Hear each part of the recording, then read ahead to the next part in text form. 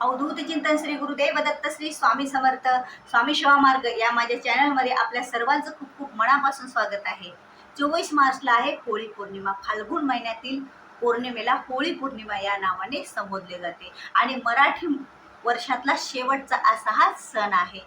आणि हा सण गुढीपाडव्याच्या अगोदर 15 दिवसांनी येत असतो आणि गुढीपाडव्यापासून आपला नवीन मराठी महिन्याची सुरुवात होत असते। फाल्गुन महिना हा मराठी महिन्यातला शेवटचा महिना असतो आणि या महिन्यातला हा होळी पौर्णिमा म्हणजे शेवटचा दिवस आहे। मग या दिवशी आपण आपल्या रीतिरिवाजाप्रमाणे आपल्या घरामध्ये आपण होळीचं दहन केलं जातं आणि सामूहिकरित्या पण होळीचं दहन केलं जातं।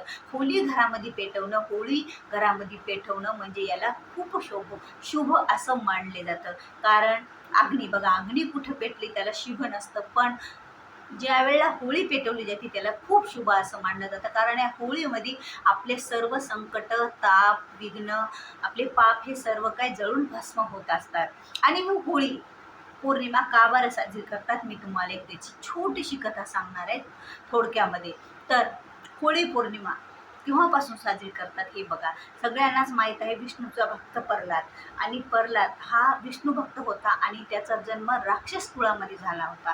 त्या कारणाने विष्णू भक्ती करणं हे त्यांच्या घरी कुणालाच आवडत नव्हतं। साक्षात त्याच्या वडिलांना पण विष्णूची भक्ती माझा मुलगा करत आहे हे आवडत नव्हतं, कारण राक्षसी प्रवृत्ती होती, राक्षसच होते ते। मग त्यांनी काय केलं की वेगवेगळ्या माध्यमातून मारून टाकण्याचा प्रयत्न केला तो प्रल्हादाला। पण प्रल्हादाला दरवेळेस हे विष्णुदेव वाचवायचे, कारण तो परमभक्त असा विष्णूचा होता। त्यामुळे त्या प्रल्हादाला ज्या वेळेला एक दिवस काय केलं प्रल्हादाला की एक होळी पेटवली, एक असा मोठा जाळ पेटवला आणि जी त्याच्या म्हणजे प्रल्हादाची आत्या आणि त्याच्या वडिलाची बहीण होती, तिला असा वरदान होतं की तिला अग्नीही जाळू शकत नव्हते, असं तिला वरदान प्राप्त झालेलं होतं।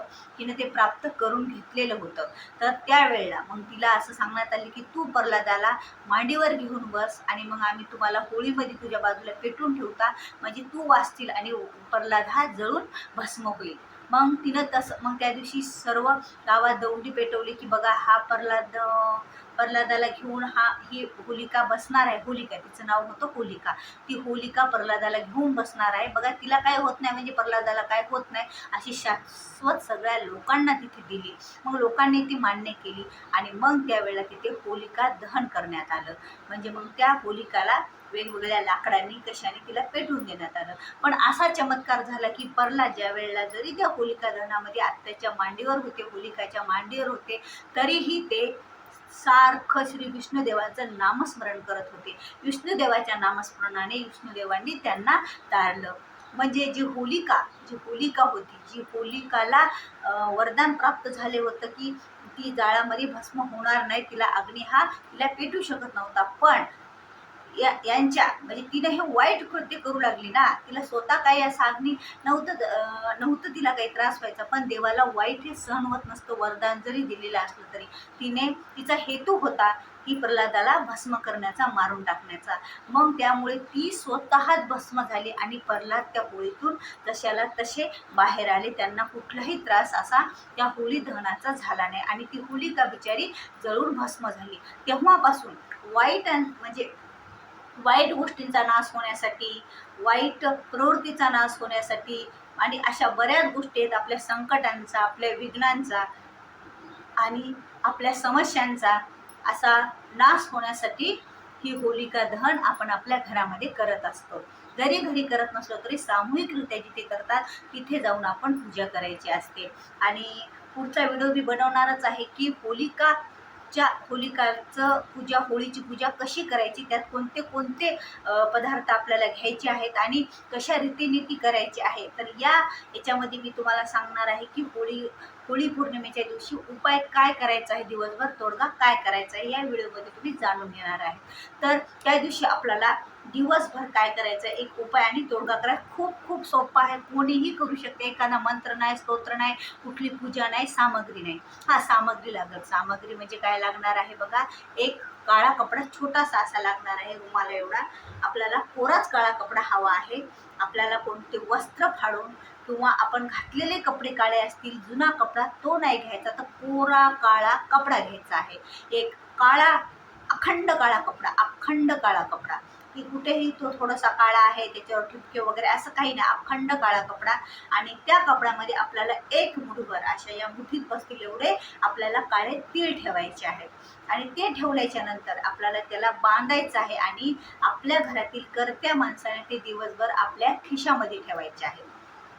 दिवसभर आपल्या पॉकेटमध्ये ते सांभाळायचे, दिवसभर काहीच हालचाल करायची नाही. पण ज्या वेळेला आपल्या घरी किंवा कुठेही जिथे होळी पेटलेली असेल तिथं ज्यावेळेला होळीचं दहन होईल, त्या होळीचं दहन झाल्याच्या नंतर, होळीची पूजा झाल्याच्या नंतर, होळीला 11 प्रदक्षिणा करून झाल्याच्या नंतर तो ते बांधलेलं जे गाठोडं आहे, म्हणजे ते काळ्या कपड्याचं आणि काळ्या तिळाचं, ते सोडायचं आणि होळीत टाकून द्यायचं आणि होळीला नमस्कार करायचा. आपले काय त्रास असतील, आपल्या काही समस्या असतील, आपले काही विघ्न असतील, त्यांचा नाश करा म्हणून सांगायचं आणि आमचे त्रास संपवा म्हणून अशी होळीला प्रार्थना करायची मनोभावे. या प्रकारे जर आपण हा तोडगा आणि हा उपाय केला तर खरंच आपले पाप आणि ताप नष्ट होत असतात बघा. ज्याप्रमाणे होलिका ही जाळामध्ये भस्म होऊन गेली, त्याप्रमाणे दिवसभर आपल्या जवळ राहिलेली ह्या तिळाद्वारे आणि ह्या कपड्याद्वारे आपले विघ्न, आपले संकट हे त्या होळीमध्ये भस्म होत असतात. एक आपण दिवसभर त्यांना सांभाळलेलं असतं आणि नंतर ते होळीत टाकलेलं असतं. एवढा सोपा आणि सरळ असा हा उपाय आहे, तोडगा आहे. तुम्ही नक्की सर्वांनी हा उपाय तोडगा करायचा आहे. कारण यामुळे काय होतील, आपल्याला वर्षभर आपल्याला त्रासातून मुक्त होण्यासाठी, आपल्या संकटांचं निवारण होण्यासाठी आपण बऱ्याच पूजा आराधना करत असतो. पण हा एवढा सोपा उपाय आहे, एवढा सोपा तोडगा आहे. कोणतेही मंत्र स्तोत्र असं काही पठण नाही, फक्त एकदा बांधून आपल्या जवळ ठेवायचं आहे आणि होळीमध्ये त्याला टाकून द्यायचं आहे. अशा पद्धतीने, अशा रीतीने जर आपण त्या दिवशी हा तोडगा उपाय केला होळीच्या दिवशी, म्हणजे 24 मार्चला, तर खरंच आपले विघ्न, आपले त्रास हे नाहीसे होत असतात. आणि होळीचा आपल्याला असा खूप शुभ असा आशीर्वाद मिळत असतो. त्यात वाईट दहन होत असतं आणि चांगल्याला सुरुवात होत असते. म्हणून तर हा सण वर्षाच्या शेवटी आहे. वर्षभरातली संकटे, वर्षभरातली विघ्न आणि पुढे आपल्याला नवीन वर्षात, मराठी म्हणजे 15 दिवसालाच गुढीपाडवा असतो, नवीन वर्षाची सुरुवात असते मराठी. त्या वर्षामध्ये आपल्याला कुठलाही त्रास, कुठलेही संकट, कुठल्याही बाधा येऊ नये म्हणून सुद्धा आपल्याला त्या दिवशी होळीला प्रार्थना करायची असते. अशा रीतीने आपल्याला प्रत्येकाच्या घरामध्ये होळीचं पूजन करायचं असतं आणि होळीला नमस्कार करायचा असतं आणि प्रार्थना करायची असते. आणि याप्रमाणे आपण प्रत्येकाने आपल्या घरात किंवा जिथे सामूहिकरित्या होळी दहन करतात तिथे जाऊन पूजा आराधना करायची आणि प्रार्थना करायची. व्हिडिओ आवडल्यास व्हिडिओला लाईक करा, शेअर करा, नवीन असाल तर सबस्क्राईब करा. कारण अशीच आपल्याला उपाय, तोडगे, सण वार, वैकल्याची माहिती मिळण्यासाठी आणि स्वामी महाराजांची सेवा कशी करायची सर्व जाणून घेण्यासाठी माझ्या चॅनलला नक्की सबस्क्राईब करा. श्री स्वामी समर्थ.